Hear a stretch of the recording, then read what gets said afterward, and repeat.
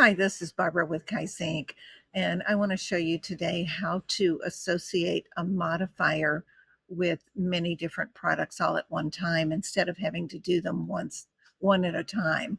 So you would go into the management module and then go to parts. And what I was having trouble with was the print on modifier on many of our products.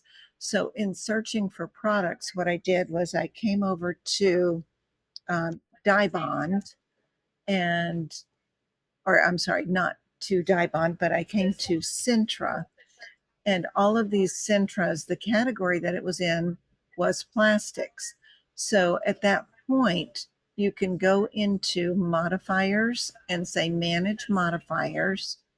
The modifier that I want to use is print on, which is on our page 2. So I come here and you simply have to go to, as soon as we unlock it, it'll take just a moment.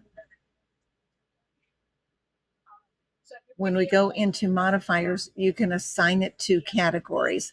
And you can see that I've already done this because I've assigned it to the categories of rigid materials and plastics. So any of our products that fall into those categories will now have this print on modifier. And that can be done with a number of different products.